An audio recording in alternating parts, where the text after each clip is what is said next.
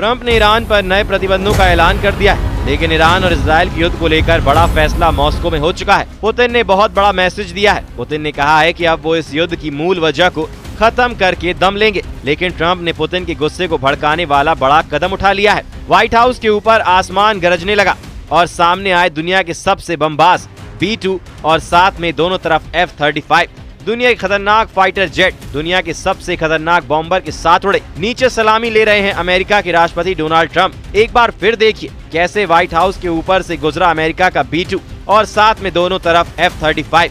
अपने सबसे खतरनाक बमबाजों को सलाम करते हुए ट्रंप ने भी कहा, अमेरिका ही दुनिया का बॉस है, क्योंकि अमेरिका ने उनके 6 महीने के कार्यकाल में वो करके दिखाया है जो आज तक नहीं हुआ। अमेरिकी राष्ट्रपति डोनाल्ड ट्रंप का कहना है कि मेरे ख्याल से राष्ट्रपति के रूप में मेरे करीब 6 महीने सबसे कामयाब कहे जाएंगे। मुझे लगता है कि वो कह रहे हैं कि ये सबसे अच्छे 6 महीने थे। मैं जानता हूं कि वो पिछले 2 हफ्तों के बारे में कह रहे हैं कि जहां तक जीत का सवाल है, ऐसा पहले कभी नहीं हुआ। ये अमेरिका का स्वतंत्रता दिवस का जश्न है, जिसे ट्रंप ने अपनी फायर पावर दिखाकर मनाया, क्योंकि इन्हीं विमानों की धमक पर पूरे इजराइल और ईरान की युद्ध में दिखाई दी। लेकिन अमेरिका और इजराइल की जोड़ी को दहलाने के लिए बड़े मैसेज मॉस्को से आए हैं। रूस के विदेशी मंत्री सर्गेई लावरोव ने सऊदी अरब के विदेशी मंत्री के साथ मुलाकात के दौरान ऐसी बात कही जो तेल अवीव से लेकर वाशिंगटन DC तक सबको परेशान कर सकती है। रूस ने अमेरिका और इजराइल दोनों को चेतावनी दी है कि ईरान के खिलाफ युद्ध खत्म हो चुका है, यानी अब जंग दोबारा नहीं होनी चाहिए या ईरान पर अब हमला बर्दाश्त नहीं किया जाएगा। उधर रूस के विदेश मंत्री सर्गेई लावरोव का दावा है कि हम अभी भी इस युद्ध के मुद्दे को अकेला नहीं छोड़ना चाहते, ताकि हालात फिर खराब ना हो। युद्ध करने वाली पार्टी अब भी पश्चिम एशिया में सक्रिय है। हम इजराइल के नेतृत्व का प्रतिनिधित्व करने वालों में से कई तरह की बातें सुन रहे हैं। मैं उम्मीद करता हूं कि यूरोप के देश जिन्होंने IAEA बोर्ड ऑफ डिफेंस के सत्र में बहुत जल्दी में ईरान विरोधी फैसलों को बढ़ावा दिया, जबकि इसकी जरूरत महसूस नहीं की जा रही थी, वो देश अपनी जिम्मेदारी को समझेंगे। रूस के तेवर देखकर ईरान भी तैयार है। ईरान में IRGC कमांडर हुसैन सलामी की वर्दी को छूकर कसम खाई गई है कि इस बार हमला हुआ तो ना इजराइल बचेगा, ना ही अमेरिका के अड्डों को बख्शा जाएगा। मॉस्को से लेकर तेहरान तक ईरान और इजराइल का रुका हुआ युद्ध एक बार फिर उबाल खा रहा है। ईरान के सेना अध्यक्ष अब्दुल रहीम मूसवी का कहना है कि अगर ईरान अपनी विनाशकारी ताकत दिखाएगा तो अमेरिका भी नेतन्याहू को नहीं बचा पाएगा। ईश्वर की कृपा है कि हम तैयार हैं। ईरान के लोग भी किसी भी साजिश को शुरुआत में ही कुचलने के लिए तैयार हैं। ईरान और इजराइल का युद्ध पूरी दुनिया ने देखा और सबको लगा कि यही तीसरी विश्व युद्ध का ट्रिगर पॉइंट है। अब पूरी दुनिया को 2 हिस्सों में बांटा जाएगा और एक खेमा दूसरे खेमे पर इतने बम बरसाएगा कि इसका अंत दुनिया के खात्मे के साथ होगा। सर्गेई लावरोव की अगली चेतावनी को समझिए, जो सीधे सीधे नेतन्याहू और डोनाल्ड ट्रंप को है। लावरोव यहाँ कहें कि पुतिन ने ट्रंप और नेतन्याहू को वॉर पार्टी करार दिया है। सर्गेई लावरोव ने कहा कि रूस पूरी तरह अलर्ट है, क्योंकि पश्चिम एशिया में वॉर पार्टी इस वक्त बहुत ज्यादा एक्टिव है। लावरोव ने वॉर पार्टी का जिक्र किया, यानी इशारा साफ साफ इजराइल और अमेरिका पर है।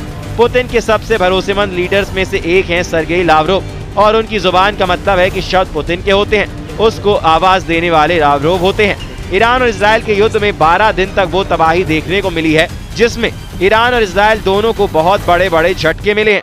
रूस ने कहा है कि अब इजराइल की तरफ से जिस तरह की बातें सामने आ रही हैं, उससे साफ है कि युद्ध का खतरा टला नहीं है। अमेरिका और इजराइल के खिलाफ अब रूस खुलकर ईरान के समर्थन में आगे आ रहा है। रूस बता रहा है कि ईरान के खिलाफ एक अंतर्राष्ट्रीय साजिश रची गई और इस साजिश को लॉन्च करने में यूरोप के देशों ने अंतर्राष्ट्रीय परमाणु ऊर्जा एजेंसी को अपना जरिया बनाया। ईरान के खिलाफ अब इजराइल ने 13 जून को हमला किया था, तब उसने IAEA के प्रस्ताव को ही बहाना बनाया था और इसी को हथियार बनाकर ट्रंप ने भी अचानक बातचीत से पलटी मारी और इजराइल को पूरा समर्थन देने के साथ 22 जून को ईरान के परमाणु ठिकानों पर स्ट्राइक भी कर दी। 12 दिन के युद्ध यानी इजराइल के हमलों में ईरान को नुकसान तो बहुत ज्यादा हुआ, लेकिन इस जंग का फैसला अभी सीज फायर के साथ ही हुआ है, यानी ईरान और इजराइल दोनों अभी एक प्लेटफॉर्म पर हैं। बेशक जीत का ऐलान दोनों तरफ से किया जा रहा है। दुनिया तेल अवीव से लेकर हाइफा और इजराइल के बाकी शहरों पर ईरान के मिसाइल हमले भी देख चुकी है। क्या ऐसा युद्ध दोबारा शुरू होने का खतरा नजर आ रहा है? क्योंकि पुतिन ने इजराइल और अमेरिका के इन्हीं तेवरों को लेकर साफ शब्दों में धमकाया है। अब सवाल है कि रूस को ऐसा क्यों लग रहा है कि इजराइल और ईरान का युद्ध फिर से शुरू होने वाला है। ईरान की सेना के चीफ ऑफ स्टाफ ने कहा कि उन्हें शक है कि इजराइल सीज फायर का उल्लंघन जरूर करेगा और उसके साथ ही हैरान रह जाएंगे। 12 दिन के युद्ध के दौरान इजराइल के हमलों में ईरान के 935 लोगों की जान गई। इनमें उसके कई सैन्य कमांडर और वैज्ञानिक भी शामिल थे। तेहरान में IRGC के कमांडरों की याद में एक साथ सभा हुई। खास तौर से IRGC चीफ हुसैन सलामी को याद किया गया। ईरान की सेना अपने बड़े बड़े कमांडरों को खोने के बाद एक बार फिर से मजबूत दिखना चाहती है। इस बार ईरान की वार्निंग इजराइल के साथ साथ अमेरिका यानी डोनाल्ड ट्रंप को भी है और वार्निंग बहुत साफ है कि जिस तरह की मिसाइल वाली आतिशबाजी तेल अवीव और हाइफा ने देखी है, वैसे ही हमले खाड़ी में मौजूद इजराइल के सभी साथियों पर भी होंगे और इनमें ईरान इस बार कोई कोताही नहीं करेगा। ट्रंप भले ही अमेरिका का स्वतंत्रता दिवस मना रहे हो, लेकिन पुतिन का साथ मिलने के बाद ईरान के कमांडरों की वार्निंग को हल्के में लेना बड़ी गलती होगी। इजराइल के प्रधानमंत्री नेतन्याहू पहले ही कह चुके हैं कि उनके सामने 1 2 नहीं बल्कि 7 फ्रंट हैं। इजराइल के सामने हमास फ्रंट भी खुला हुआ है। इजराइल के 23 बंधक अभी भी हमास के कब्जे में हैं और इजराइल के सामने लेबनान का फ्रंट भी है और यमन भी इजराइल को ललकार रहा है।